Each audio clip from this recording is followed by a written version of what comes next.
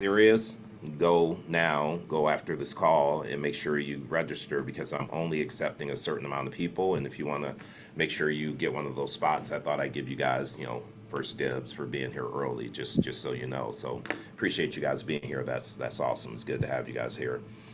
Hey Michelle, what's going on? What's up, iPhone? Let me get everybody in here. Mrs. Pierce, how are you? I'm We good. got How are you? I'm doing fantastic. I can't complain. I just finished a great mastermind where we were talking about something that I believe in, being intentional about taking time off. And it was so interesting to hear so many of these top producers who are working 7 days a week, 24/7, and they feel like they don't have time to stop. And if I just wish they knew what I knew, which is the business will always be there, and you get more work done when you do take some time to focus on you. So we had this really good conversation about it today, and I thought it was very it was a lot of back and forth, a lot of good conversations, and I think some people had a breakthrough. So thought it was a good use of my time. So appreciate you guys being here tonight. I do want to say this again. I just made this announcement on Instagram. Let me turn my camera around so we can get started and get into things. For those of you who were interested in doing the boot camp, if you go to the link in my Instagram bio or you go to my website, which is just my name, davidradney.com, you can register for the wait list for the boot camp that will be starting next week. Not everyone's going to get in, so it's a select few that will get into this. It's a free boot camp that I'm doing over a 4 week period. There is going to be a lot of accountability. There's going to be requirements for you to show up and plug in. So if that's what you need, on my Instagram bio, the link to the boot camp is there. It's live, and you can go ahead and register, or you can go directly to my website, davidradney.com. With that being said, it is 5 o'clock. I want to respect y'all's time and get started because we do have a hard stop at 6. I want to find out who has a win from the past week. Who's had a win they like to talk about, that they can share with us over this past week, where we can hear some of your success. I want to hear some wins. And let me just say this. I don't care if your win is I finally picked up the phone and made a phone call. Nothing happened, but I picked up the phone and got out of fear. If that's your win, that's your win. So don't judge yourself by other people's win. I want to know what a win was for you this past week. And I refuse to start class until I hear one win. So I'm going to be quiet and wait till somebody raise their hand. What's up, Shanita? What's up? Hi, everybody. So, my win last week was that I went on all type of Facebook groups and just dropped my card, would love to help someone. And I was everywhere in every Facebook group possible. And one woman called me saying that she was looking for a salon suite. And so we had a conversation and whatnot. And that's when I made the mistake of telling her I'm a new agent. And she said, well, I'm looking for someone who can really help me with negotiation. And I said, well, I actually have a mentor who works in the commercial space with salons. And so I would still love to work with you if, I could give you his number. And so she actually went into contract with him, and I'm going to be shadowing, and then I also get a referral fee. So that's a win. That's a huge win. I always would love to see you get some of something, right? That is awesome. And speaking of, you went into these groups and you dropped your card. I heard of a strategy, and I personally have not done this, but I thought it was pretty genius. You can go on Canva and kind of create a description of who you are. Like, hey, I'm David, I'm a local realtor. If you need help buying, selling, or investing, call me, blah, blah, blah, right? And you save that as a PNG on your phone, save that as an image on your phone. I know agents that will go in Home Depot and pull up their airdrop and just airdrop that to anybody's phone that's available. And you hear people's phone around the store going bing, bing, bing, bing, right? And they're airdropping their Stop business card. it. Like, That so happened to me at a bowling alley. Someone was just sending me their pictures and they're like, I'm sorry, Shanita. Wow. Okay. what I'm if gonna you do were intentional about it? Like, right? It costs you nothing, it's free. It takes literally click, click, you're done. Do that at the grocery store, do that at Home Depot, do that at the gas. It doesn't matter where you are. Why not? and maybe a message like, shoot me a message back, let me know what you do, how can I support you. Like, you may find somebody you can connect with. So I hear these things, and when you said drop a card, I'm like, I got to bring this up because I thought it was a really cool strategy. Nice. Okay. Any other wins we want to go over before we get into things? Okay, great. So here's the thing I want you guys to do in the comments. If there's a scenario or an objection that you want to cover, put that in the comments, and then I will bring that up and we will role play that out. I would prefer that it's something that you got while you were making calls or while you were on an appointment. However, if it's something that you're afraid that you may get and you're like, I'm not sure how I would handle this particular objection, then you can put that in the chat too. But why don't we go ahead and get started right now? Who is not driving? I just want to make sure people are safe. Kev, you free? Go ahead and unmute for me, man. Let's do a little bit of role play. And Kev, I'll say this while you're unmuting it for everybody else on the call. Those of you who wanted to do the boot camp, you go to the link in my Instagram bio, and the waitlist form is there. As soon as you log on, right at the top, it'll say push essentials. Fill this out to get on the wait list. So for any of you guys that send me a message saying me, that's where you need to go and fill that out. I'm only going to have that wait list open until like Friday around noon, and then I'm closing it, and then we'll select who's going to actually be in the program. So don't put it off because it will close. All right, Kev, here we go. So here is the situation that I have for you, and this is an expired listing situation that I want you to think about. You're talking to someone, and I say to you, Kev, listen, man, we had our house on the market for 6 months and nothing happened. The home didn't sell. Why should I believe that you're any different? Like, what would you do differently to get my home sold, Kev? What would I do differently? That is an amazing question. Well, I am myself a part of a wide, large, can't think of the word right now. A big, um, dang, my brain just freezes up right there. Brokerage. Brokerage and community of realtors that'll help sell your home. Just me giving a description and some photos of your home and the price that I would list it for to my brokerage or to my large damn, that's one of the words. It happens My large, sometimes, man. yeah, It it happens got sometimes. foggy. Just me giving a description of your house and how much it's going for, and you know to my network of realtors and my brokerage, I can get some buyers for you from the realtors in my office.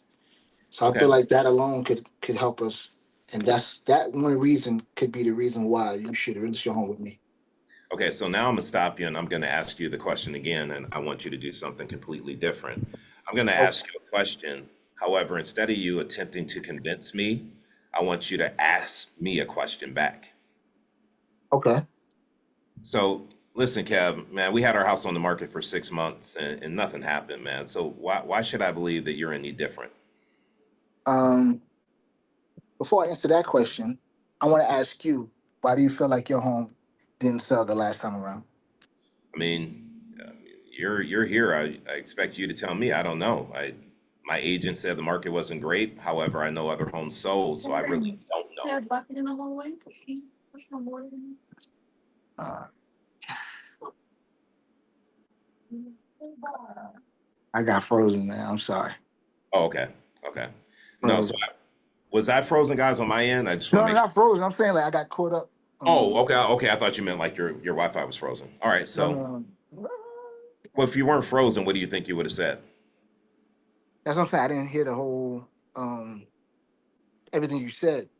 Okay, gotcha. I didn't get to hear like the Well, whole let's role play it out again. So your question for me was like, why do I think my home didn't sell? My yeah. response to you was, I don't know. My agent just said the market wasn't great, but I know other homes sold in the area. Why do you think it didn't sell? I mean, you're the professional. Okay, in my opinion, I feel like your home didn't sell because it wasn't marketed correctly. I feel like with me and my network of realtors and network of colleagues that I do business with, I feel like we can get your house sold. I'll be able to come check out your home, you know, do an evaluation, and then from there I could see how much your house is in the range of selling for. And then the way I would list your home is to list it to where it can sell within the first month or two. Okay. Okay. So let me stop real quick. Somebody tell me what's one thing Kevin's saying that I would probably tell him not to say. Anybody know? Now Try. I'll take a little bit of Try is one. Yeah. What else? Okay. on that magnet. Press down to get my position. See, All right. Kev, how about this? Stop saying I feel like I can get it sold. That's it. Yeah. Yeah, I agree. I'm sorry about that. That's definitely something I could start. I Don't can work on not apologize. saying anymore. That's why you're here. Don't say I feel like I don't want an agent that feels like they can sell my home, especially after I had it on the market for 6 months and it didn't sell. I want someone that says I'm 100% confident I can get your home sold and here's how. Okay. And I have It a sounds question. completely different, right? I have a question. What other things that I said that anybody in the chat could let me know that I felt that they feel that I could work on? Can I share something? Yeah, Zalika, go ahead. Hey, how you doing? I'm good, thanks. I wouldn't say a month or two either. I wouldn't, because most times these days the goal is to have less days on market. So I wouldn't specify that. I would probably use as soon as possible. I probably would say, I would make sure that you'll have multiple offers out, because that's really attractive for sellers. They want to have options to get their house sold. But a month or two would probably scare a seller who wants probably their house to be sold within like a week of being listed. So that's something I would refrain from too. Okay. I agree Thank you with for the that. feedback. I However, like the feedback. I will say this, and Kev, stay unmuted because I have something for you. Two things. Number one, be careful saying multiple offers because there is a strategy behind getting multiple offers. It's being intentional about starting off at a lower price point. So be careful promising that, right? Until you have the conversation about pricing. Now, Kev, for you though, in the area that you work in, do you know your lore? When I say lore, do you know what I mean? LORE, Not what that meant. language of real estate. Right. So it's absorption rate, average days on market. Do you know those numbers for your area? No, not as of yet, but that's See, something I'm gonna know. I'm gonna learn. you need to know that because if you're having a conversation with me, you won't say things like, I'll get your home sold in a month or two. You'll be able to say, on average, homes in this town take 14 days to sell. And so I feel very confident if you're coachable and we price this home correctly, that within 2 weeks, we're going to have your home under contract. You're using actual numbers because you are looking at the market every single day and you should be collecting those numbers and knowing days on market, right? List price versus sales price ratio. So when these things come up, you're using real numbers based on real data. So that just happens with you. And I know you're not doing this full time yet. When you are, though, looking at those numbers every day and knowing average days on market allows you to have a more confident conversation. Because if you say within a month or two, and I come in and say the average days are 2 weeks, and if you're coachable, I can show you how we can get it done to 2 weeks. And if you want it done sooner, I can show you the strategy to make that happen as well. They're going to list with me because I have a strategy and I know my numbers and I'm more confident in my delivery. So it's all about getting to know those numbers. Right. Yeah. And those numbers I can get off what, like the MLS and things of Yeah, that you can nature. get off the MLS, and to make it even easier on yourself, I would talk to my broker. Typically, your broker or your team leader, they do a report every week for the office, and it kind of shows like in this area that we work in, here's the average days on market, here's the average list price versus sales price ratio. So at least once a month, you should be getting that data from them so you know it, and then you should also be updating your listing presentation every month so that you have the new data on your listing presentations. Okay, gotcha. Or when you're working with a buyer, right? Like you still should know, well, average days on market are this home's been on the market for 80 days, average days on market are 30, so it's overpriced. We can come in at a better price point because it's sitting here. So having those numbers in your back pocket will help you with buyers and sellers. Okay. So yeah, All right. so I'll definitely reach out to the brokerage to get those numbers and I'll like study that. Yeah, and Kevin, what I love about you, man, is that you're here to learn and you know you don't know it all and you're open to the feedback. That's how you grow. I appreciate your mindset, man. It's good stuff. Thank you. I appreciate you and the group as well. Can I Sure. also share that those numbers, although your broker should share it for you, I'm a part of Garden State MLS, and they do a lot of MLSs do trainings on how to pull reports from your MLS system. So you should really probably look at your local multiple listing service affiliation and call their number to see how to get on the list for their training, because there's a lot of things I recently learned, like how to hone in and use the address function, the tax function, how to pull certain statistics and reports right from your MLS. And I think once we know how to really manipulate that better, the data is right at our fingertips, and you can really get it when you need it, or cater it to maybe a certain neighborhood that you're not used to. So look up and call your MLS if you don't have that information, and ask them when their training is. Because I'm a I, part of 2 MLSs, and they're really good at training. I think that's really good advice. And Ladora, before I come to you, I just want to say this. As you guys are getting those reports and you're starting to look at neighborhood trends, and I'm a numbers guy when it comes to money, but when it comes to all the trends and stuff, it takes me some time to really dig into it and really understand it. This is where you guys need to be leveraging AI. You can load that report right into Chat GPT and say, explain this to me like I'm a fifth grader, break this down so I can understand it, and then tell me how can I create a video and share that on social media so that my clients can understand it too. Leverage AI. Ladora, what's up?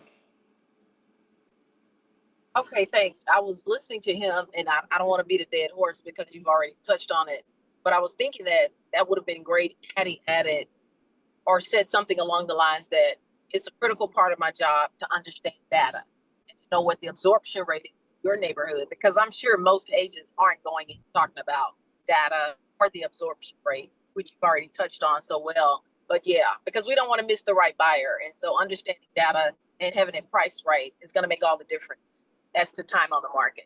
That was something I could have touted, but you've already covered it, so that's good. No, I appreciate what you're saying. And I think for you guys here and the folks on Instagram, I want to go over a script that I think can help you guys in this situation. Who on here knows and feels like they could say the 3P script and get it right? Anybody know that script? All right. No. With confidence, like somebody like, I know it, I can deliver it. Okay, so when someone says like, well, why should I hire you? What are you going to do different, right? Especially in Expire, because you're going to get that from them. That's going to be their biggest issue. Well, why should I hire you? There's a script, and the way it goes is, well, Mr. Seller, Mrs. Seller, it sounds like you have what we call a 3P agent, right? So I'm gonna break this down. You guys can write it down. I'll go slow. So a 3P agent is an agent that puts your house on the multiple listing service. Notice I didn't say MLS. We got to stop using acronyms, like say what it is. They put your house on the multiple listing service. They put a sign in your front yard, and they just sit back and pray the home sells. That's not a strategy, right? And so when you're asking me like, what do I do differently? Let me explain why you want to hire me. I do the fourth and the fifth P in real estate. And let me explain to you what it is. The fourth P is that I price watch. I know the market. I know the trends. I know how long it takes a home to sell, right? I know where it needs to be priced in today's market in order to sell. And I do the fifth P. And the fifth P is I prospect. I don't sit and wait for a buyer to come. I'm actually actively calling every day to find buyers for my sellers. And I do something called reverse prospecting. Are you familiar with that? Most people are not. Anybody in here know what reverse prospecting is to a point where you can explain to me what it is? Going once, twice. In reverse prospecting, basically when you reach out to like homeowners and see if they want to sell. No. I like where you're thinking though. So here's reverse prospecting. For those of you who have worked with buyers, you guys know how you set up a search for your buyer and like, okay, my buyer wants to live in Ridgewood, New Jersey. They want a colonial that's a 4-bedroom, 3.5 bath, and you put all the things that they're looking for, right? So guys, when you get a new listing, if your MLS has this feature, when you get a new listing, you can reverse prospect your listing. Any buyer that has a search set up that your house fits, you're able to see a list of those buyers. Now you don't get their full name. You get the first initials of their last name, the first initials of their first name, but it tells you who their agent is. So I'm able to pick up the phone and say, hey, Michelle Harris, this is David. I'm calling about my new listing on 123 Main Street. And I was reverse prospecting, and I saw that you have a client that's looking for a 4-bedroom, 3.5 bath in Ridgewood. This just went on the market. Are you aware of it? And half the time they aren't, right? So you're doing their job for them. You're making them look like a hero because you're telling them, here's the house for your client. And then they're able to call their client and say, hey, this new house just came on the market. Let me tell you about it. Let me show you the house, right? So this is what I tell people on listing appointments. You want to hire me because I price watch and I prospect. And then when I bring up reverse prospecting and their previous agent didn't talk about it and they understand the power of me prospecting, you'll get hired every time.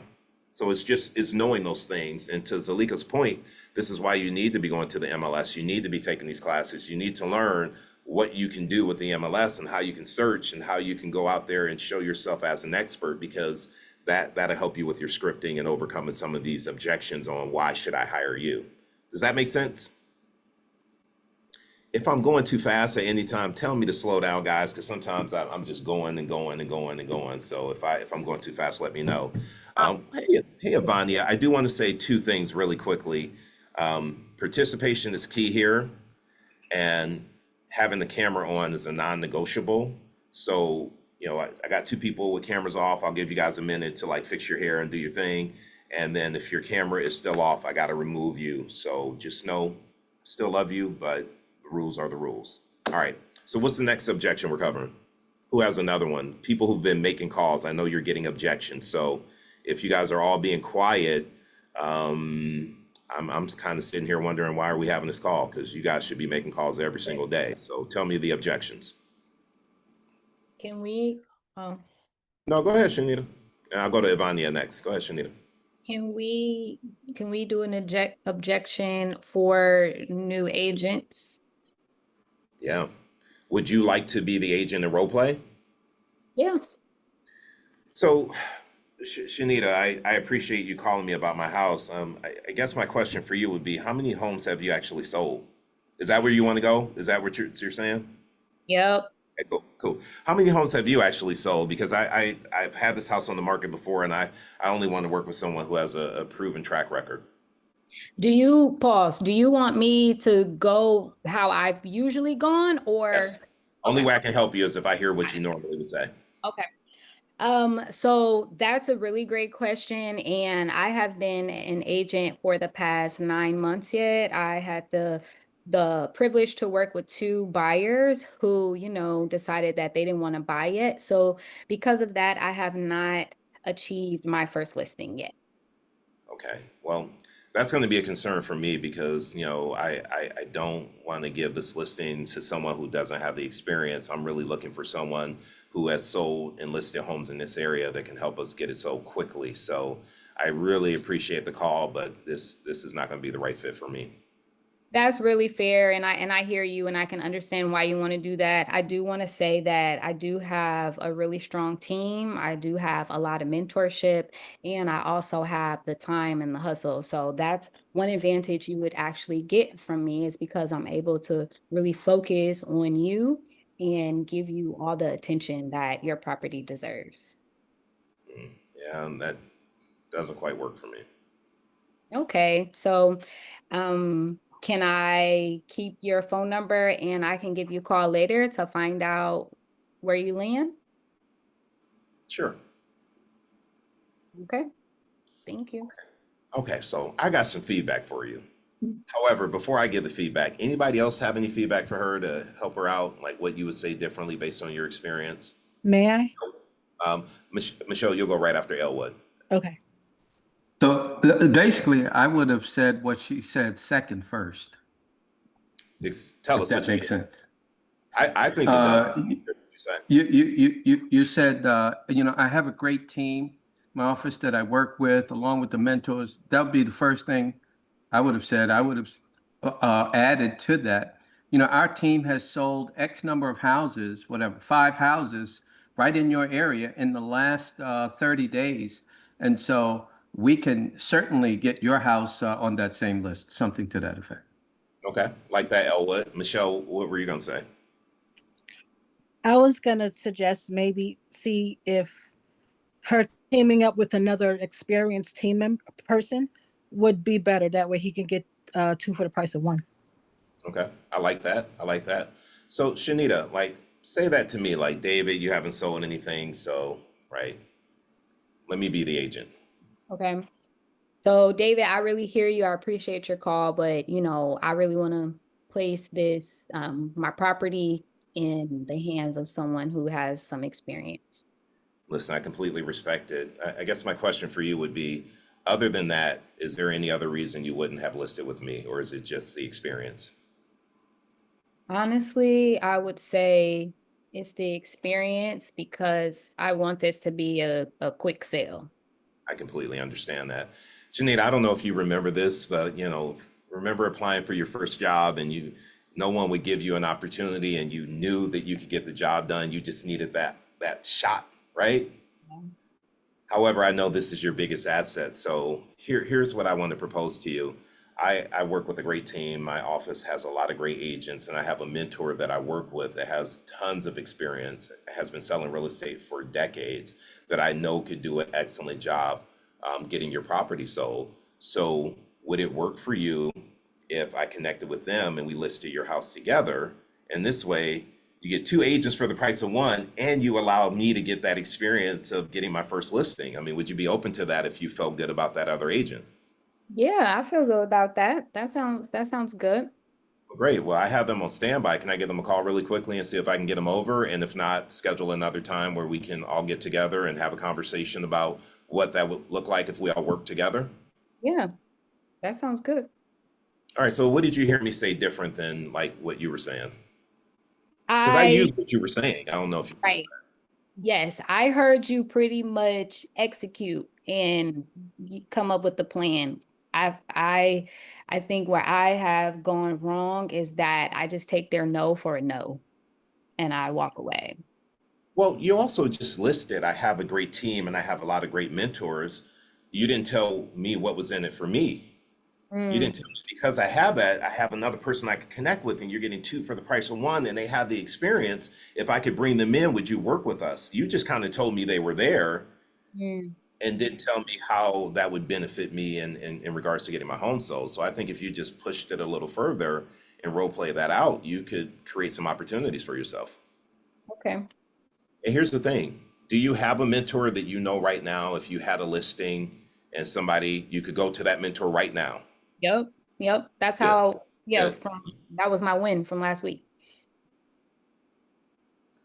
And listen, you have it. A lot of people on this call that need to know who that person is, they don't have that person in their phone.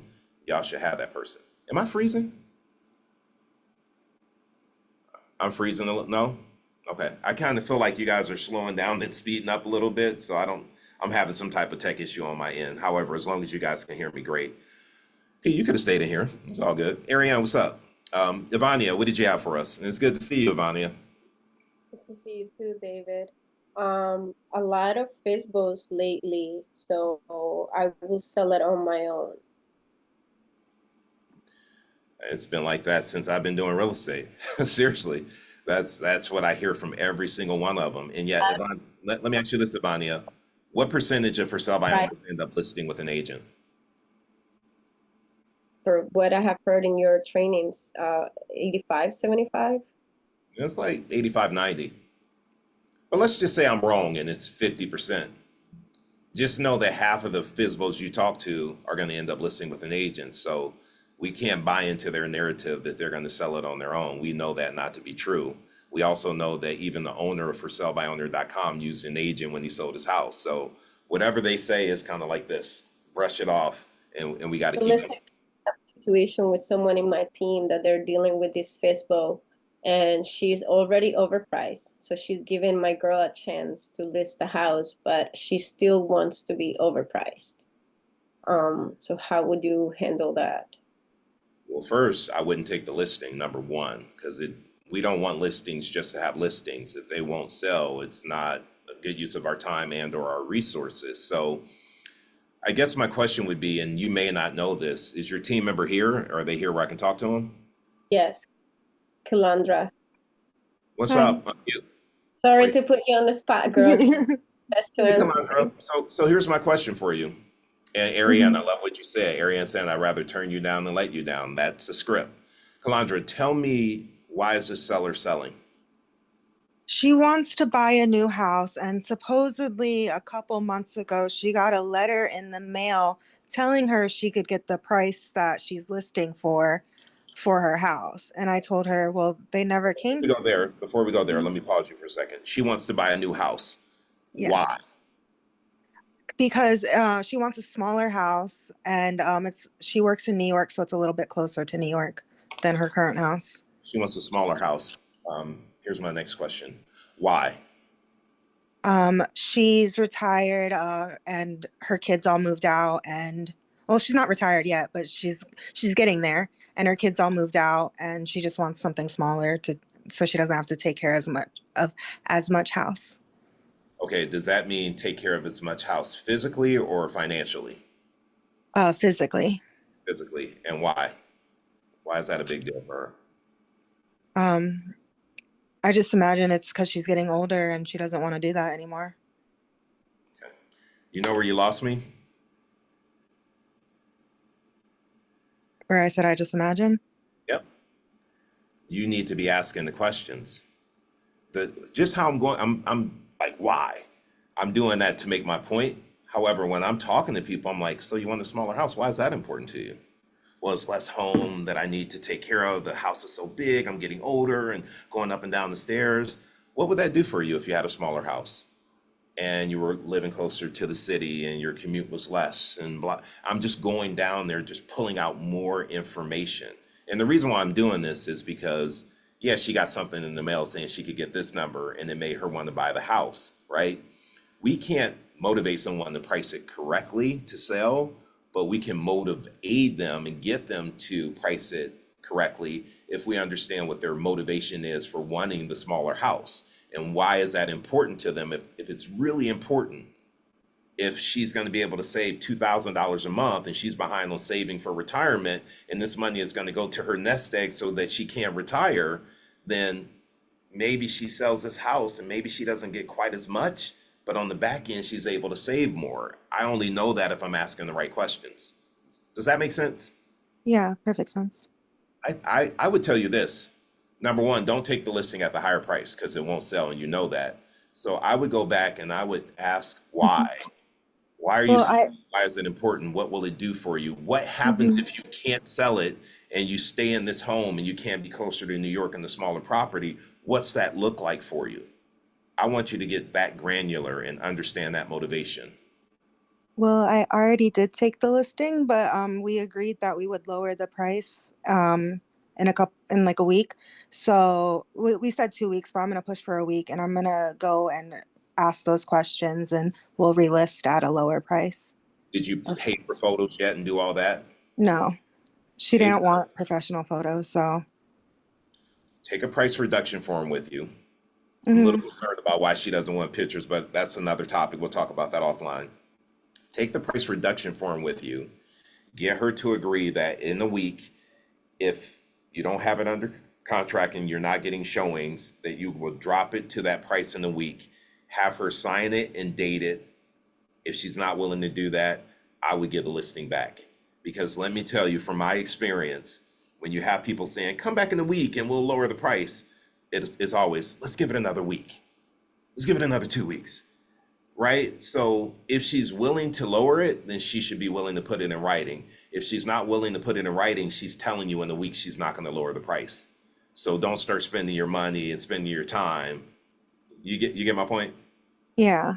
Seriously, that's what I would do. And I'm only telling you this because I've made that mistake that you've made more than one time, and it's okay. I've done it before. You have a chance to correct it before you start spending time and money. I would correct it. And if not, say what Ariane said. You know, I'd rather turn you down than let you down. I took this listing because I was excited to get this listing, but at that price, it won't sell. And if you're not committed to lowering the price in a week, then it's not worth my time, and I'd rather turn you down than let you down. So here's the contract back. Rip it up. Be on your way. Okay. Seriously. Yeah. Okay. Thank you for being here. Thank you for being here. Pete, I saw you like when she said no professional photos, people was like, what's that about? Like, I don't know if I've ever had someone say no. I guess I had a hoarder house and they said no professional photos. And I was like, well, I wasn't going to do that anyhow, so don't worry about it. But that was the only time I've actually ever had that happen. It was a hoarder house. And when I tell you it was bad, it was bad. And guess what? It sold because any house will sell at the right price. If it's a shitty house, you price it lower. If it's in a bad location, you price it lower. Every house will sell. It's all about where you price it. That's what I had to learn. All right, what's the next scenario we're going over? Give it to me. Give it to me. What are you guys getting on the phone? All right, I'm calling people out. I got one. Okay, I was about to call you. It's funny, you just go ahead, Ariane.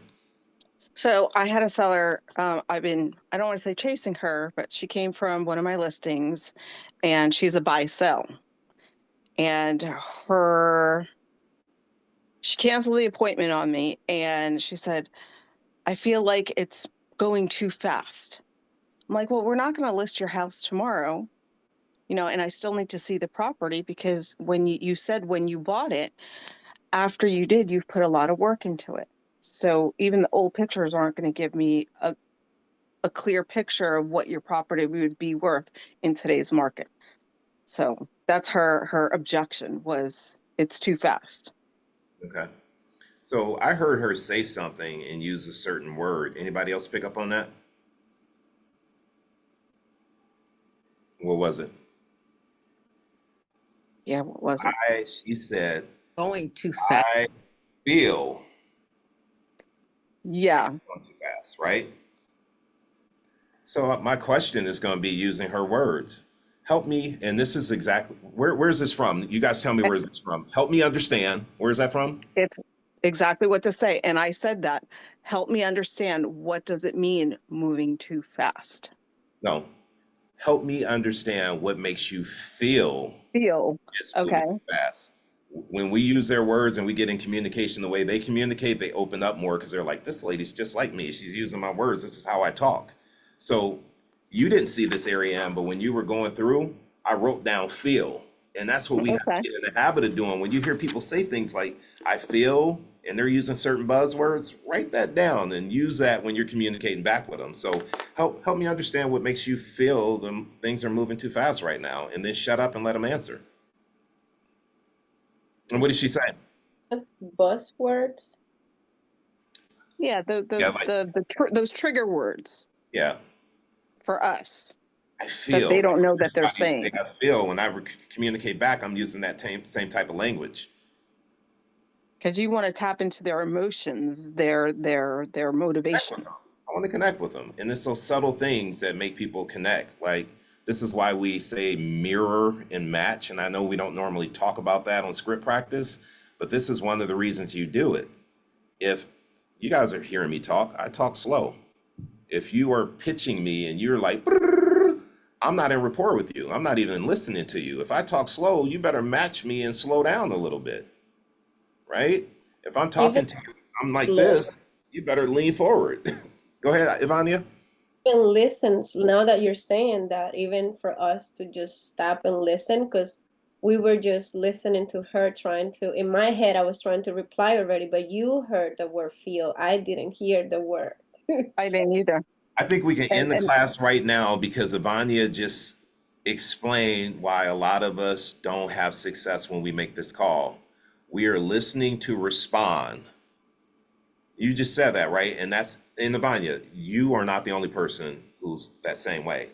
We listen to respond. And if we just took some time to listen and be part of that conversation, and we had our scripts internalized where we didn't have to worry about how we were going to respond. We know how to respond because we practice it every day when we do script practice.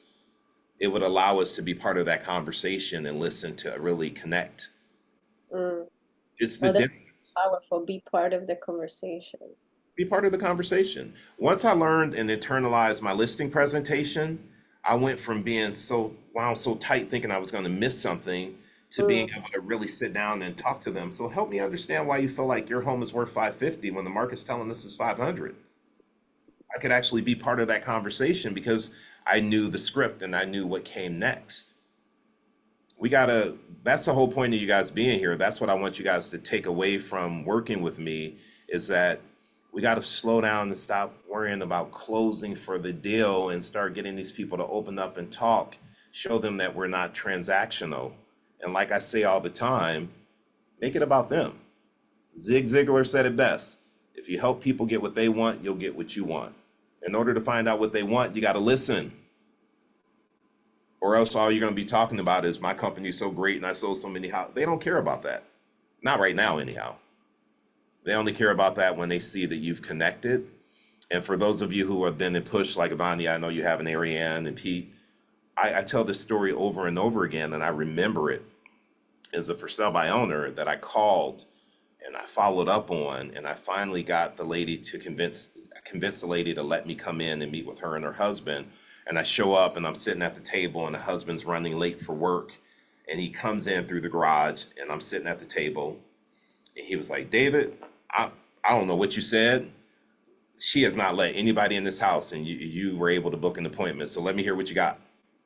And you know what I said? A little bit of nothing. I listened.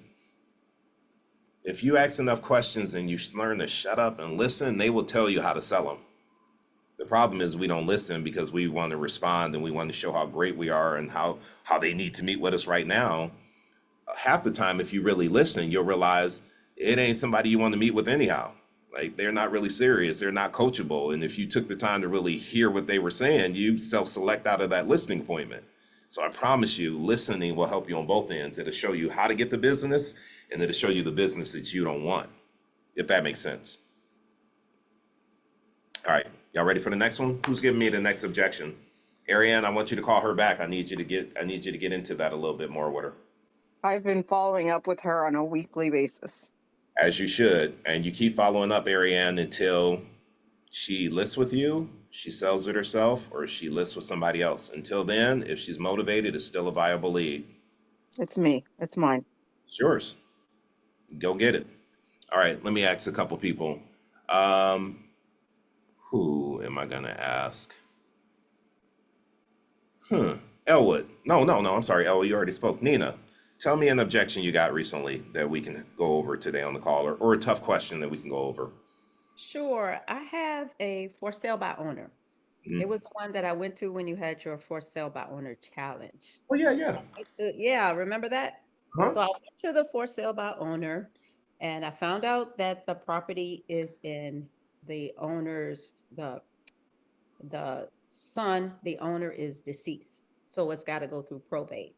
So I did my due diligence. I followed up. I called him a couple of days ago, asked him how was everything going, and he said he had a couple of lowball offers and investors coming by, and it's still in probate. So I asked him, when do you anticipate the probate process to be finished? So he said maybe by the end of September. I said, well, I'm going to follow up with you then in September. But the problem is the house is an older house and he has it for like $200,000 over what the prices are selling in the neighborhood.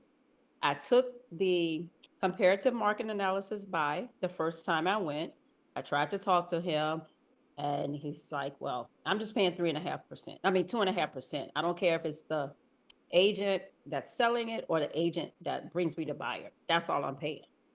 So what I'm going to follow up still in September at the end of the month to see if it is completed with the probate. And what he is the oldest child, I think, and they have six children from the father that's deceased. So what he's looking is to divide the house, the profit, the house is paid for, the profit 6 ways and get as much money as he can possibly can. But the market is not indicating that he's going to get $750,000 for that property. Yeah, and I'm not Like, mad at him. I don't even want to take it, like you just said. I don't think he sold property in the past and he's been successful, but it's not in this market too. So I just want to see what you would think about a situation like that. Well, first question I have for you, if he was willing to price it right and all he was willing to pay was your listing side, would you Mhm. take it at 2.5%? Yeah, if he Okay. priced it correctly. If it was priced correctly. Okay, so that's Correct. good. So if that's all he's willing to pay on commission, you're willing to take that, make the buyer pay their agent their commission, figure it out Correct. when you come to that. Perfect. All right, Correct. so how do you get him to have that come to Jesus meeting about price? That's what it really boils down to. Correct. Correct. Well, the thing, I don't even think he's worried about the price. He just wants everybody to get approximately, $50,000, $60,000 from the price of their deceased father's home. And the market is not giving you that right now. The houses around the area are maybe 500, 450, 500, and he got 750,000. How do you Yeah. go to somebody and tell them that their house is $200,000 overpriced? You I don't show want him. to take that. You show him. Just like a couple of things that I've done in the past with people who are unrealistic. Mm-hmm. I'll show them a $750,000 house in that area and I compare it to the one that's That's a listed. good idea. So that's one thing you could do, right? Okay, perfect. The I didn't other think thing, about the other thing though is just having a conversation. You know where it's coming from. It's I want to protect my inheritance and I want to that. make sure I Correct. get the most money possible. Do you have Correct. any examples, Nina, of properties in your market that were overpriced and they eventually sold and the sold price was less than market value because it sat on the market so long? You have any of those examples? No, not off the top of my head. I can I find bet you some. can find them. I can find some. Yeah, Yeah. I can find them. Would your conversation be more powerful if you can say, let me show you what would happen if I listed this home at 750. It's Mm-hmm. going to sit here and not sell, and everything that's priced correctly at 500, it's going to sell. And Okay. by the time you realize that we need to reduce the price, we can no longer get 500. We're going to have to get 450. Mm-hmm. If you can show him that and illustrate that to him, maybe that helps. And then maybe taking him out and spending some time and showing him what a 750 house looks like. That's what I need to do Because because at 750, he's helping the homes at 500 sell. They're coming to look at his home and they're like, I can get something better for 250 less. yes, and it's an older house, David. He hasn't done any updates since 1968. Well, there we have it. And it's like impossible. And I'm like, man, you're not gonna get this property sold. And I tried to talk to his sister. His sister was more pleasant. I was able to have a conversation, and she's like, I think the older brother is gonna be the one to I guess get the probate established and get all of the money to divide it out or whatever they decide. But you can't get anywhere with this man. So I'm thinking I'm gonna show him. I like the idea of showing him what a $750,000 house looks like. I think that might wake him up. And then have a conversation. Like my conversation would be when we're looking at the house. Man, I think it's so amazing. What a blessing your dad left this house for you guys so you can, take this and sell this and have this inheritance. And I'm Yes, sure that your dad would want to make sure that when you sold it, you got the most money for it possible, right? yes. How do you think he would feel if we had it at 750 and because that was not in line with the market, it caused us to end up selling it for less than market value? Do you think your dad would be happy about that? Do you think you and your siblings would be happy about that? Absolutely not. Well, the market is telling us this, and this is when you have to educate and show the numbers, right? Okay. And Okay. worst case scenario, last thing I'll say, and then I got to wrap up with something. Have him hire an appraiser. You don't Yes. you don't trust me, hire an appraiser, have them appraise the property and we'll price it based on what they say. And at closing, I'll reimburse you for the appraisal.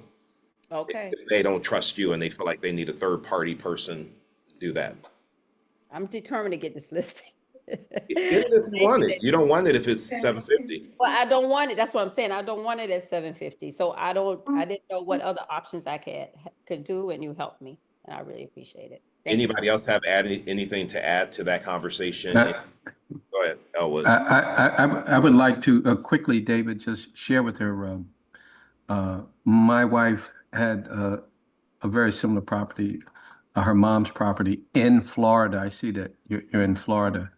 Just note that those probates can take anywhere from 6 months to a year. I just wanted to give you kind of like a realistic timeline. If he's looking to list a house and it's in probate, they can't actually put it on the market until the probate is complete. That's what we came to learn. So I just wanted to point that out. Yeah, correct. He's listing it, Elwood, as a for sale by owner.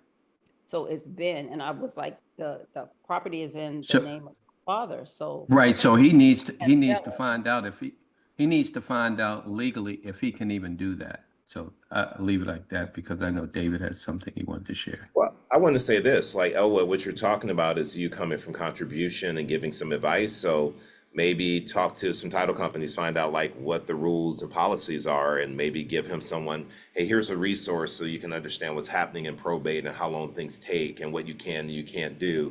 Don't want you to tie this up any longer than it needs to be. So here's a resource that can guide you. When you come from contribution and you're helping people like that, when it's time for them to actually need an agent, they're going to remember the people who came in and gave advice and helped for free. It's kind of like these plumbers who are on YouTube and they're like, "Oh, is your faucet leaking? Do this. Don't call me out and spend $200. Just fix it yourself."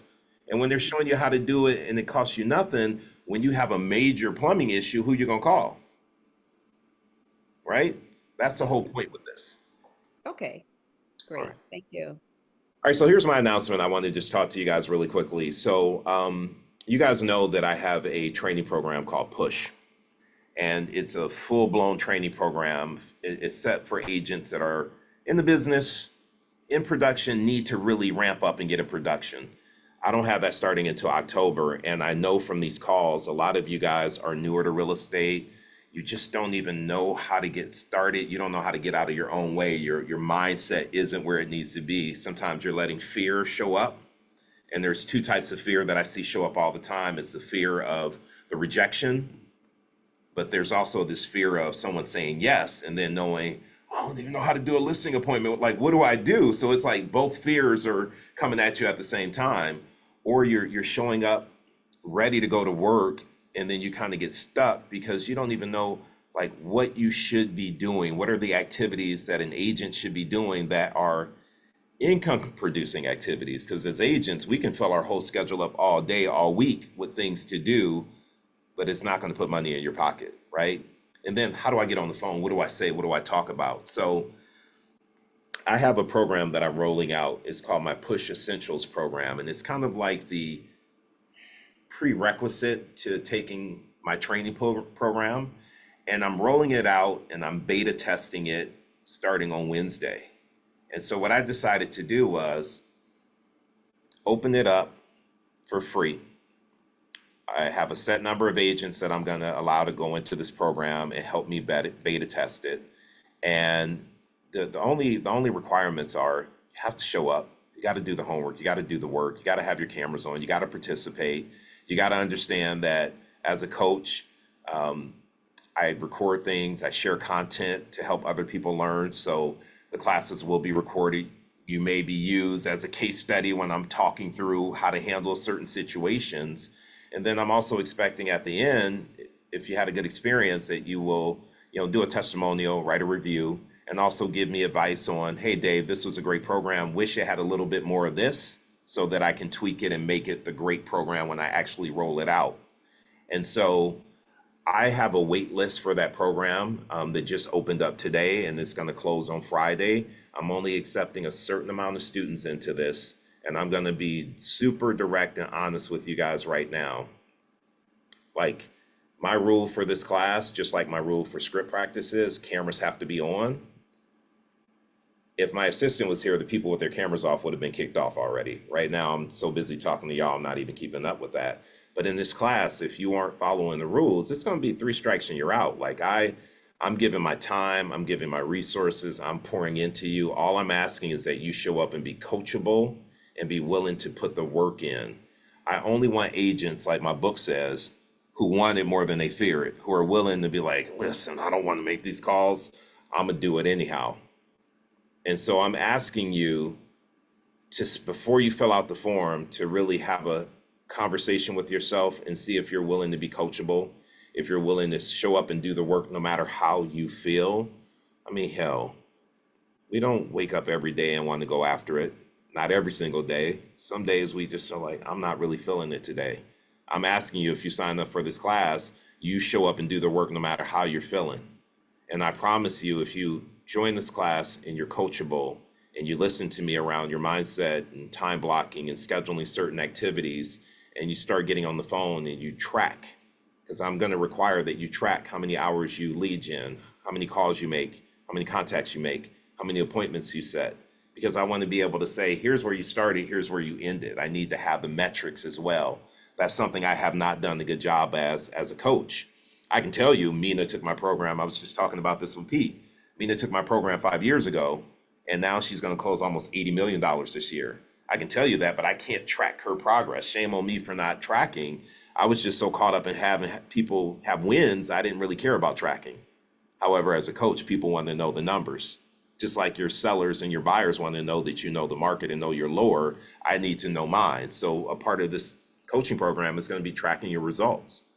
And so any of you guys who know that you need to be doing certain things and you're not doing it, and you need help around your mindset, help around time blocking and scheduling, help around getting on the phone, having conversations about real estate every day and being purposeful about it, and getting to a point where you're getting appointments set.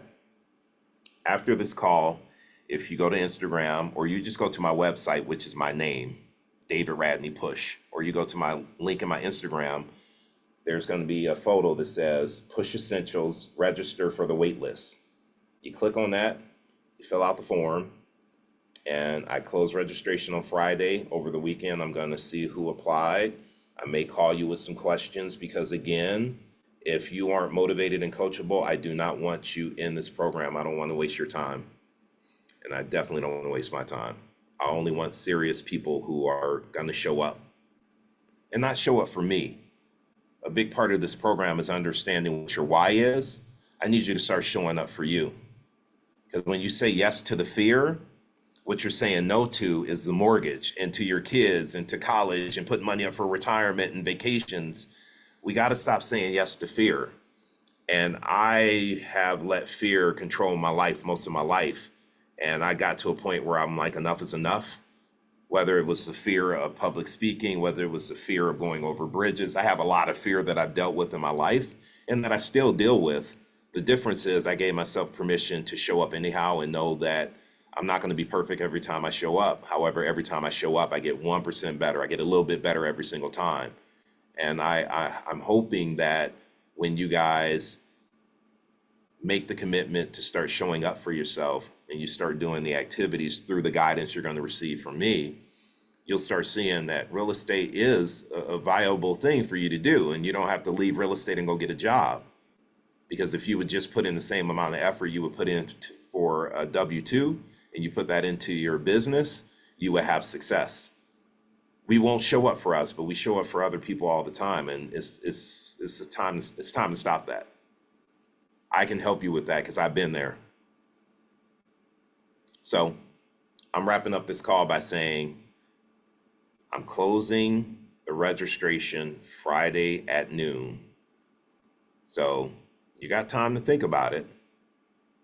But I also am only accepting a small amount of people into this program because it's free. And I'm giving a lot of time and resources, and I want to make sure the right people are in it. So before you fill it out, just have a conversation with yourself and ask yourself, are you ready to make a commitment to show up and do your very best and put the work in? And if you are, fill it out, because I'm going to tell you this, I'm going to show up and put my very best in. Sharif. Hey, quick question. So this is my very first time joining this, or second time joining the Zoom meeting. I DM'd you, I think, 2 days ago, and I asked for the scripts. Did I get them to you? Yes. Yes, Okay. you did. Yeah. Because I had so much going on. Good, okay. You did. Right. You sent them right away. So that's something I really appreciated. For the program you're talking about, is it open for everybody, or is it just open for like senior agents or people that have been working with you for a long time? It's not open to everybody. It's only open to the people who are motivated and coachable, who are willing to show up and put in the work even if they don't know. So for me, here's what that means. I don't care where you live. I don't care what company you work for. I don't care how long you've been in real estate. If you're willing to show up and be coachable and do the work, it's open to you. Okay, cool. Straight up. That's what yeah. Yeah, that's what I needed to know. I appreciate you for that. No, I appreciate you, man. Thank you. Thank you. Kev, what's up, dude? Yeah, I was trying to find the link as you was talking, but I didn't know if I clicked on the right one or not. When you go to, where'd you go? I went on your Instagram and went through there. And when you go on Instagram, at the top of the page, what do you see? Like a link tree. You click on the link tree, and what do you see when you click on the link tree? Register for boot camp here. There you go. Oh, that one. Okay, got you. Yep. So it's called I didn't Push know. Essentials, and it'll say register for boot camp here. You're registering to go on the wait list. I have to be clear about this. It's not automatically enrolling you. Because Yeah. if I can just be direct, I know a lot of you guys and I know how you show up, and there are going to be certain people who register, and I'm going to be like, no, it's a no for me. Because you already showed me how you operate. And I'm just being honest. I'm not going to take somebody else's slot away for somebody I know never shows up. However, I'm going to give you an opportunity. Before I just say it's a no for me, I'm going to call you and say, like, yo, I saw you signed up. Typically, this is how you show up. Just like a seller would say, why should I hire you? I'm going to say, why should I let you in?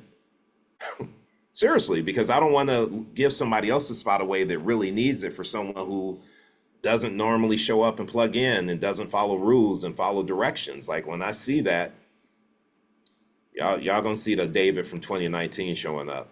I got soft during COVID because during COVID it was like, well, don't make them turn their cameras on. Everybody's working at home. They got kids around. Don't.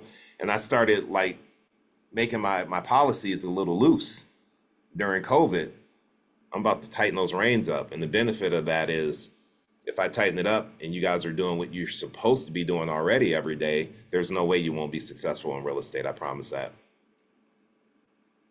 All right. Can I ask a question? You can. I would like to know, what are people using to get numbers without having to pay a monthly service fee?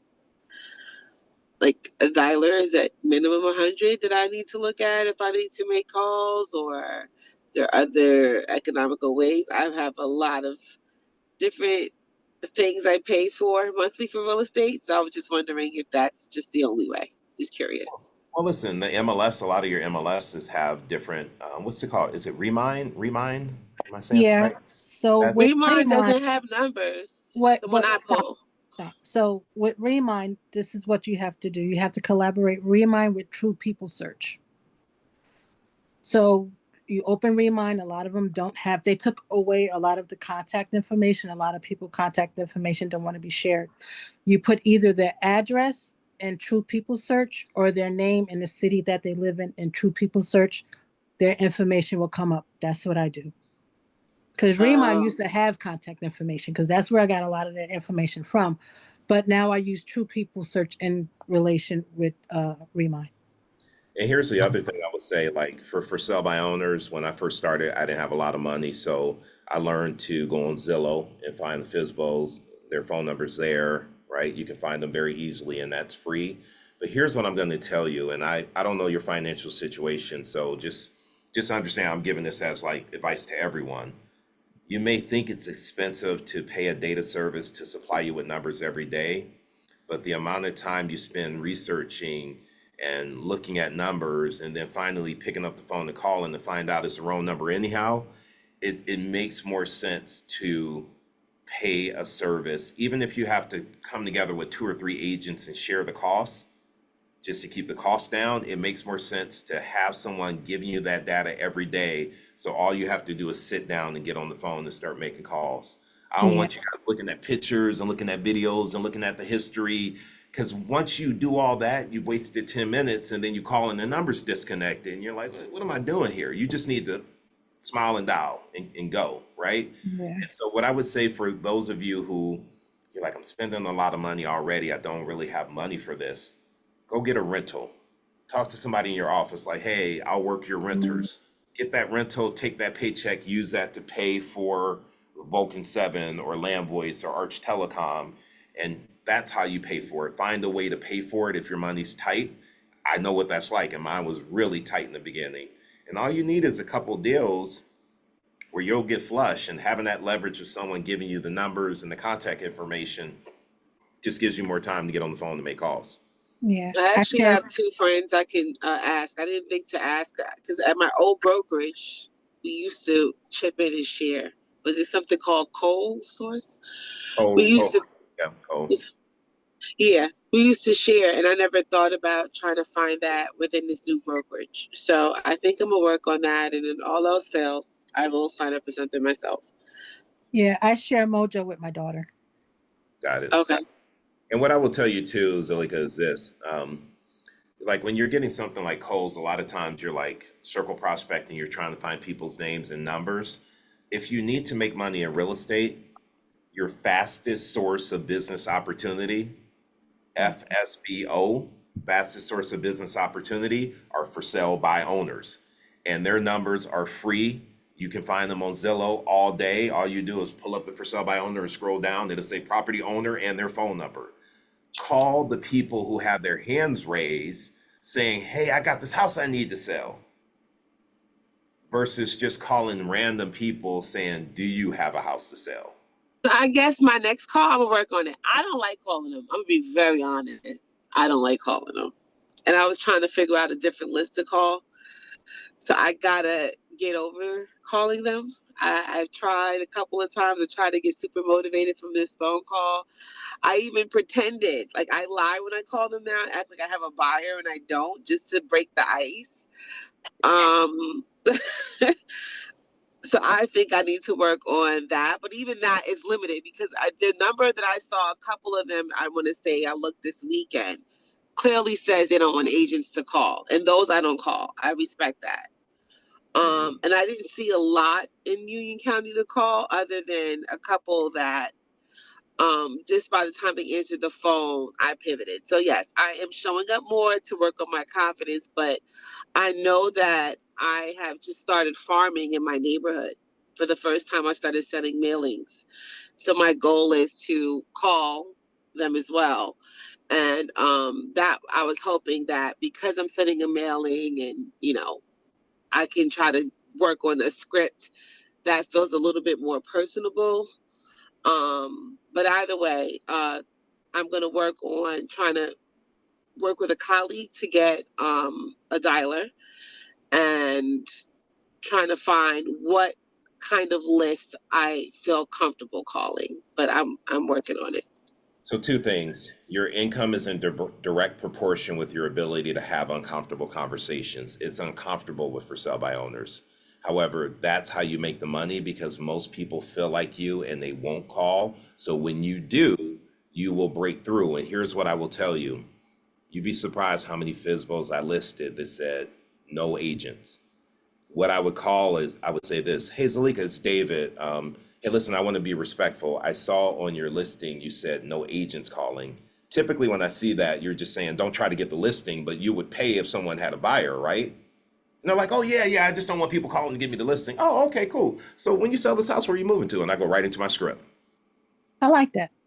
Straight, you just got to address it head on. It's like, hey, I want to be respectful. I saw you said this. I'm not calling about the listing. My job is to know all the homes in the area for sale. I've never seen your home before. Talk to me about your house. I'd like to come see your house. They all say that in the beginning until they don't. And 90% of them end up listing with agents. So don't let them outscript you in the beginning.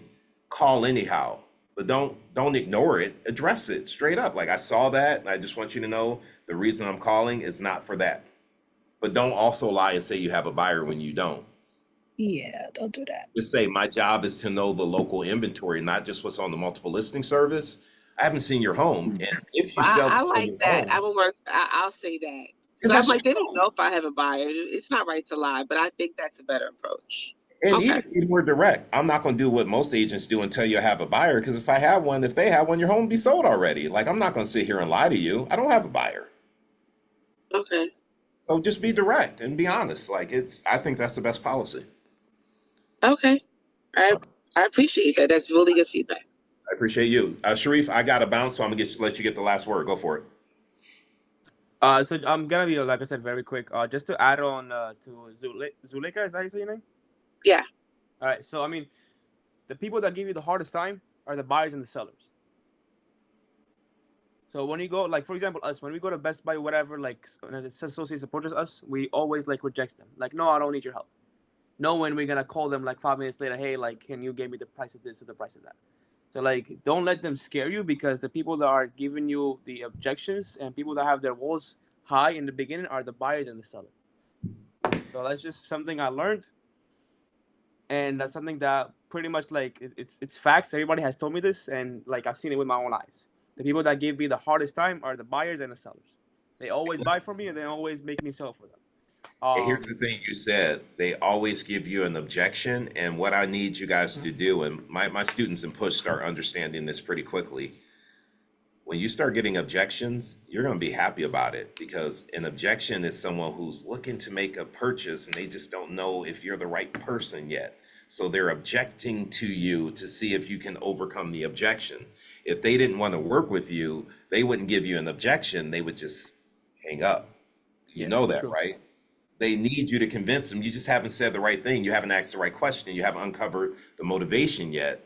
So just when they give you an objection, instead of going, oh my God, go, you should be happy. I'm close. I just got to know how to overcome this. I'm close. Change your mindset around it. It's a real thing.